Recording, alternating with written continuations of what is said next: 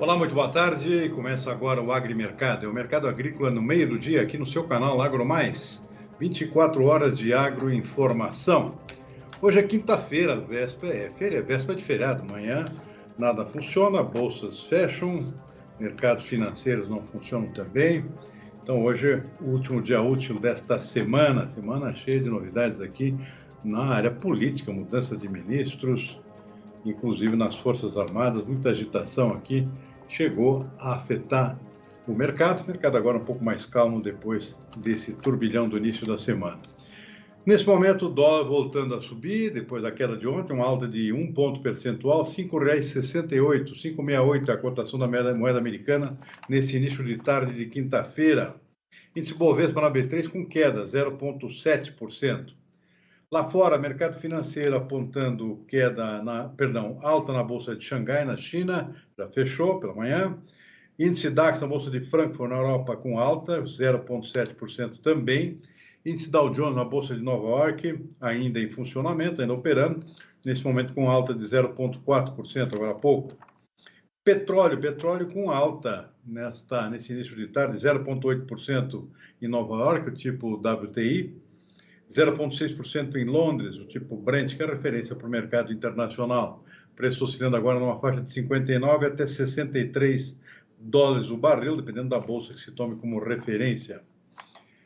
Muito bem, mercado de commodities agrícolas. Olha, ontem a gente acompanhou aqui pelo programa Consultor AgroMais, fechamento do mercado de ontem, a soja e milho explodindo na Bolsa de Chicago, alta em torno de 5% cada um, depois da divulgação do surpreendente relatório do Departamento de Agricultura dos Estados Unidos, do USDA, que apontou um aumento na área de soja e de milho da nova safra americana, que está começando agora, em números e índices muito abaixo da expectativa que se tinha no mercado.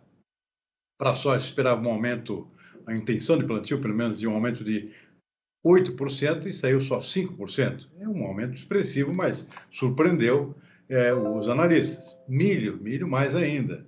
O milho veio com um índice abaixo de 1%, e a expectativa era de pelo menos 2,5% a 3% de aumento. Portanto, duas surpresas importantes. Os preços explodiram na Bolsa, como eu disse. Hoje é um dia de acomodação.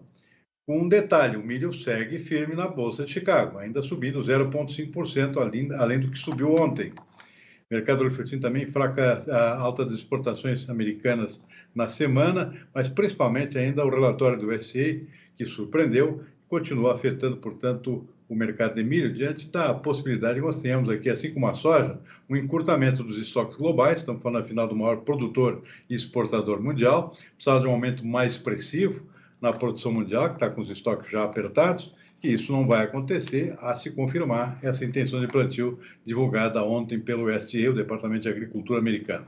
Então, o milho volta a subir hoje, 0,5% agora há pouco, soja, ao contrário, a soja tem uma descontada hoje, subiu bastante ontem, o pessoal está aproveitando para vender um pouquinho. Então, soja caindo 1,2% agora há pouco na Bolsa de Chicago. Trigo também cai 2,1%. Na Bolsa de Nova York, o algodão cai bastante, ontem subiu, hoje caindo os 3 pontos percentuais.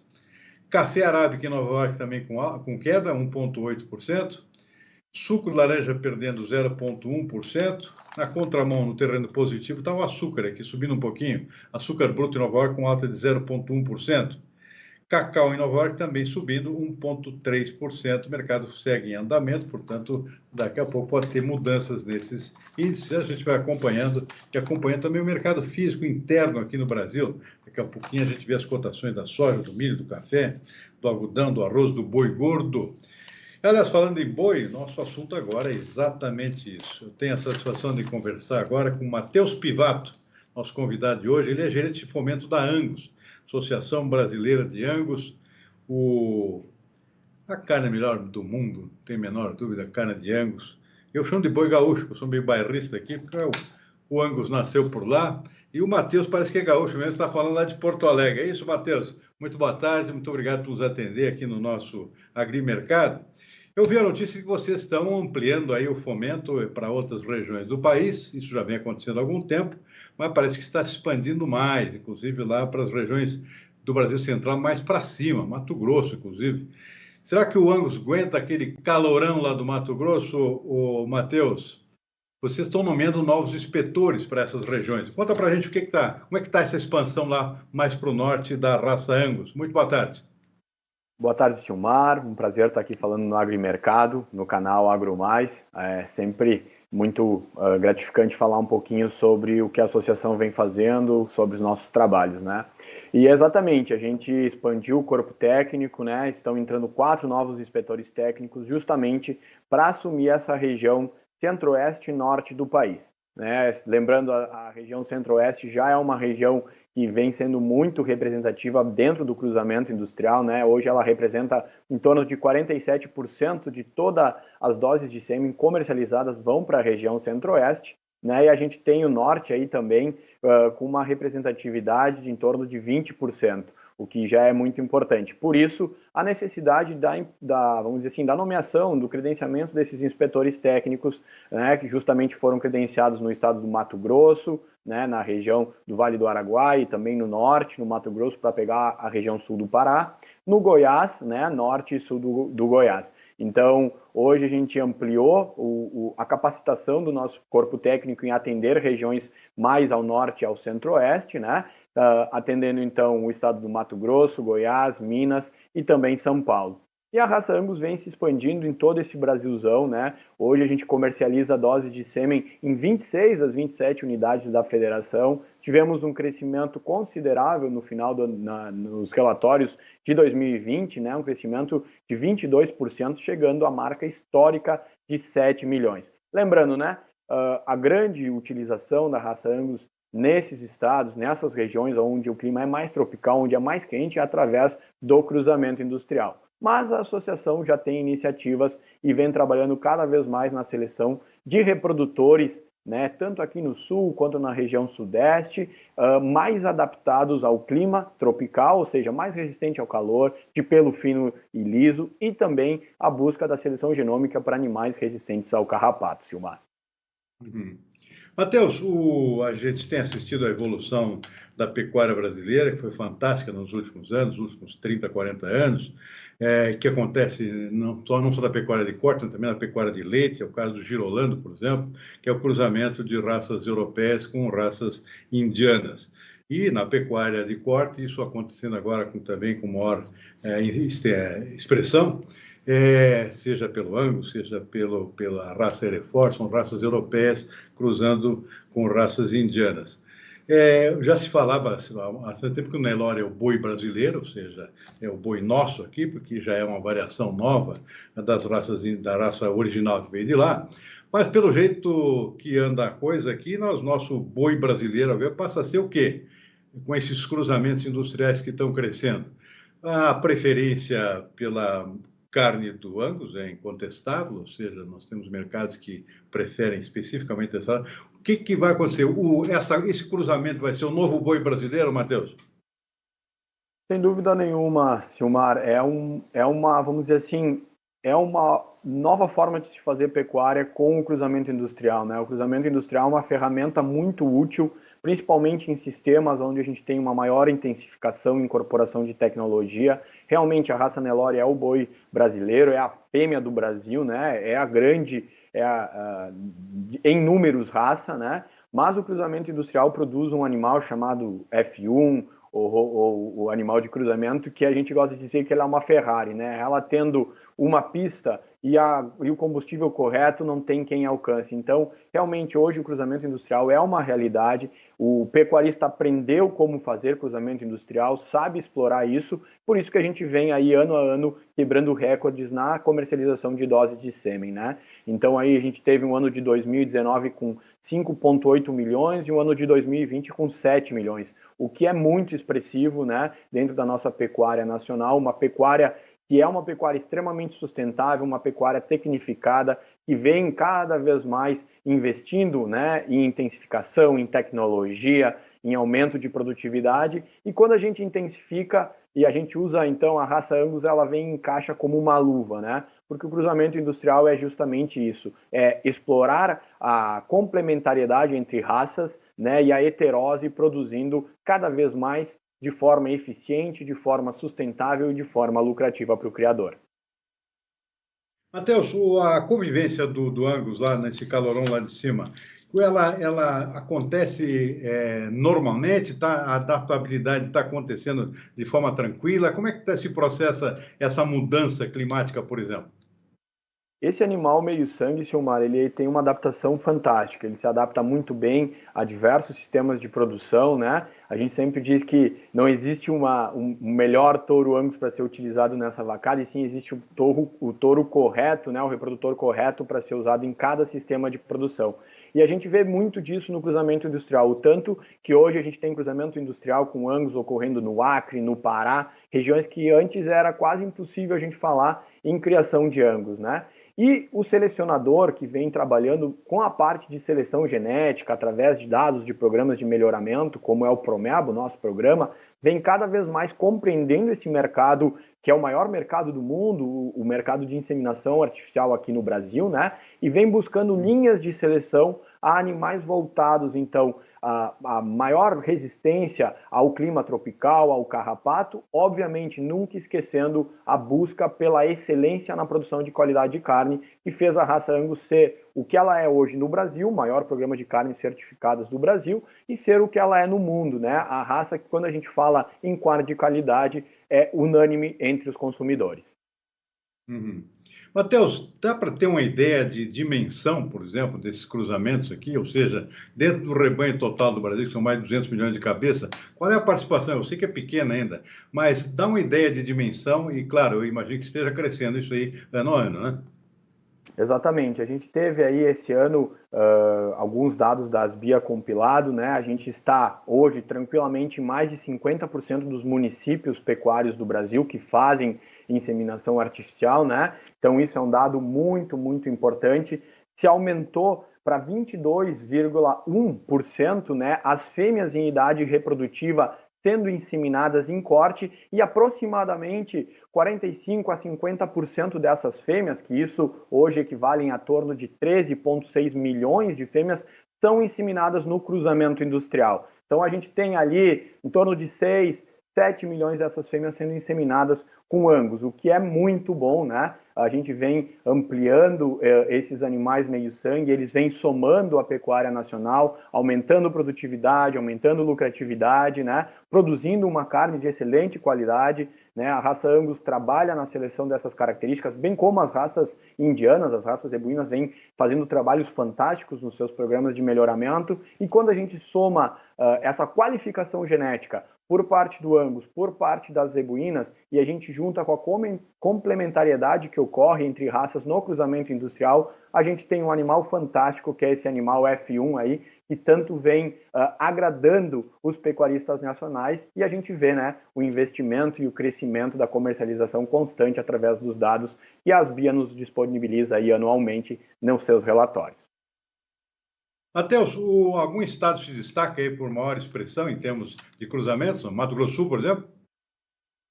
A região centro-oeste se destaca de forma, né, unânime, assim, 47, em torno de 3,3 milhões de doses são comercializadas só na região centro-oeste, né?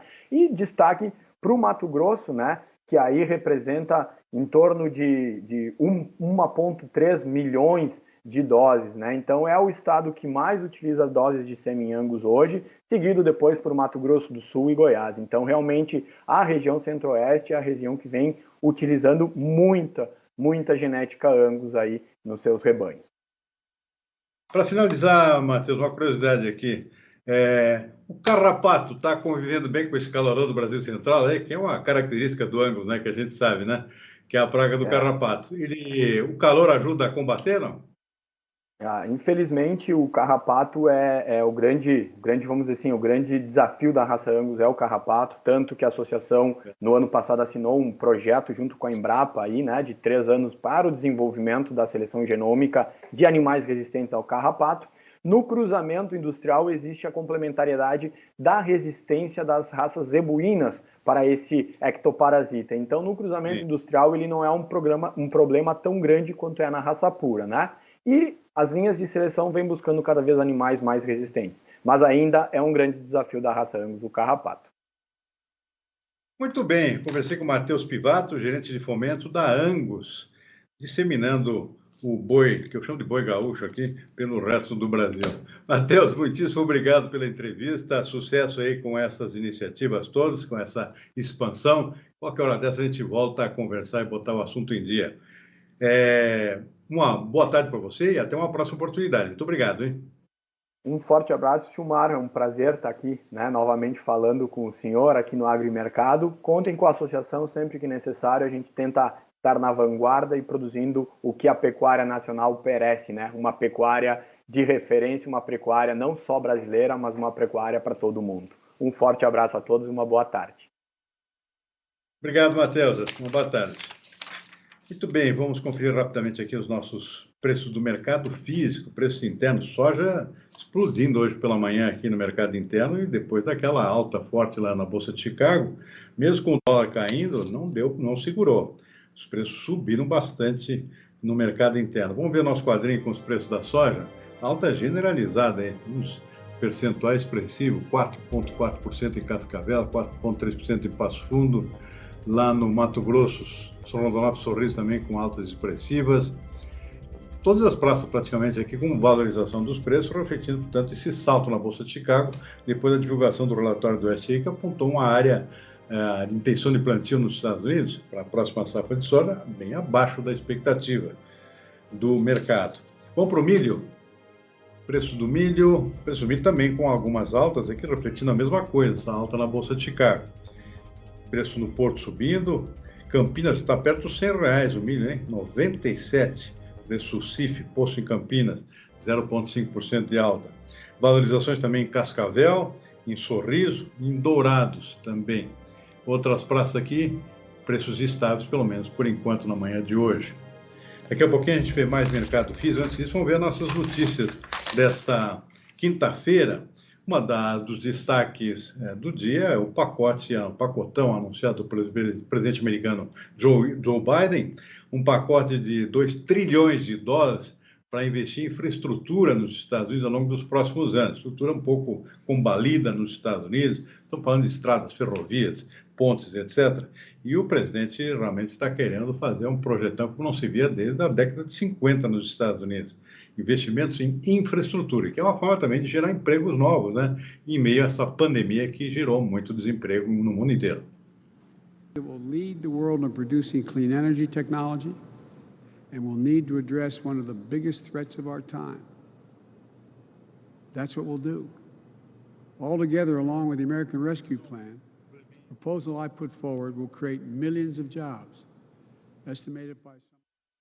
Tivemos um probleminha aqui com o nosso VT, daqui a pouco a gente repõe. Enquanto isso, vamos para a notícia seguinte aqui. Nós temos aqui a notícia da OMC. Perdão. A Organização Mundial do Comércio prevê um resultado para o desempenho do comércio global esse ano, em função da pandemia, um resultado um pouco mais fraco, embora ainda com resultados mais ou menos razoáveis.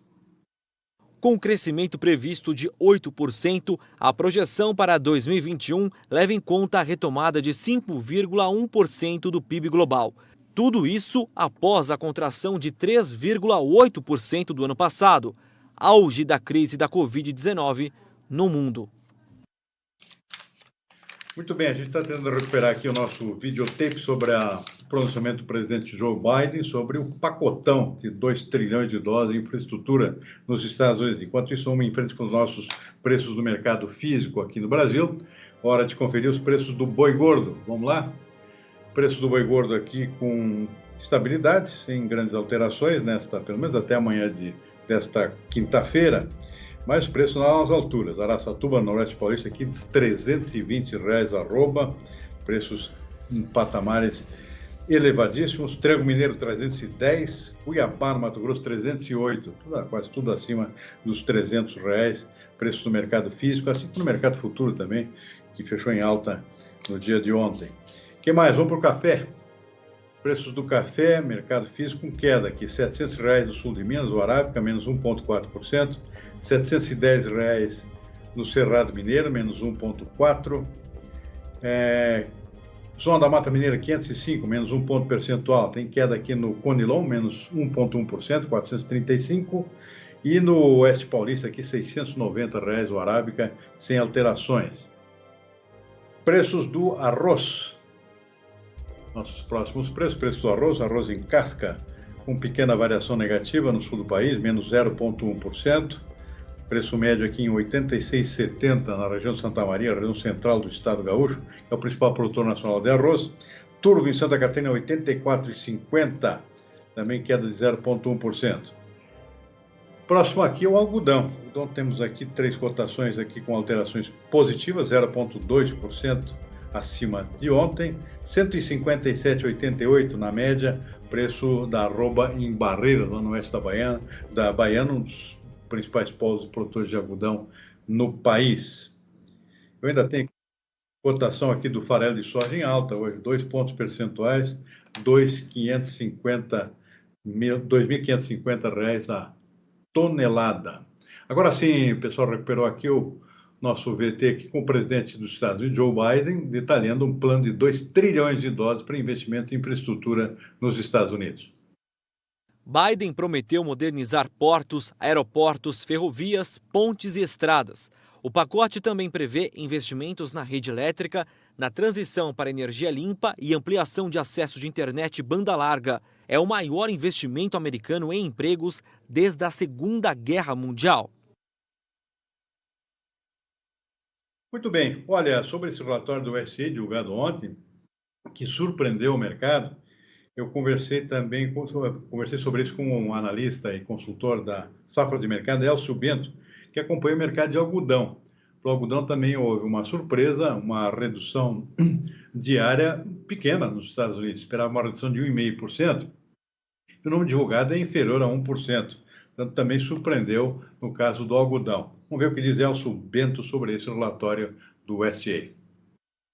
Surpreendeu em todos os números, né?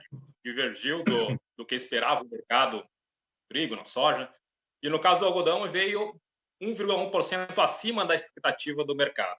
Eu acho que o USDA está bastante otimista com esse número. Eu acredito que a gente pode ter algum ajuste, principalmente no próximo relatório, que vai confirmar essa área lá em junho. A visão que eu tenho é que ela foi um pouco otimista, principalmente porque não reduziu a área plantada, era o que se esperava. Então, em relação ao ano passado, a área menos de 0,5% abaixo. Nós tivemos, se a gente considerar só o algodão Upland, que é o algodão efetivamente cotado na Bolsa de Nova York, não teve alteração. É a mesma área do ano passado. Então, se a gente olha principalmente para os outros mercados, por essas elevações que a gente teve hoje no mercado, e se essa situação de se estender de uma área menor nessas outras, do que se esperava, um incremento menor que se esperava nessas outras culturas, a gente pode ter até desincentivo ao plantio de algodão. Próprio na região do Texas, que é um grande produtor de algodão, a gente teve hoje, no segundo relatório, um aumento da área de trigo naquela região de 700 mil hectares, enquanto de algodão praticamente inalterado em relação ao ano passado. Então, eu acho que o USDA foi um pouco otimista em relação a esse mercado. A gente viu o mercado subindo hoje em Nova York, mas muito em função de que foi no vácuo das outras culturas. Então, se o mercado sente que as outras culturas estão subindo demais, ele entende que poderá ter, mais adiante, até uma inversão desses produtores que ainda podem mudar a sua intenção de plantio, sair do algodão e ir para uma das outras culturas. Essa é uma possibilidade. Outro ponto que é interessante a gente notar, Silmar, é que se a gente considerar a área que foi efetivamente colhida no ano passado, essa área estimada pelo USDA hoje é 38% maior, porque no ano passado a gente teve uma queda significativa da área plantada com algodão em função da temporada de furacões, que foi bastante severa. Então, se a gente considerar que neste ano a gente não terá quebras como as do ano passado, o potencial de produção deste ano é muito maior do que nós tivemos no ano passado. Por isso que eu acredito que o mercado hoje veio para cima, mas que que a gente pode ter nos próximos dias o mercado começando a testar com mais força ainda essa linha de suporte que está desenhada em torno de 80 centavos. Muito bem, nós vamos ficando por aqui com o nosso agrimercado desta quinta-feira, véspera de feriadão aqui no Brasil. Lembrando que 18h30, agora no final da tarde, nós estamos de volta com o fechamento dos mercados e outras notícias de interesse do produtor rural brasileiro. Uma boa tarde e até mais.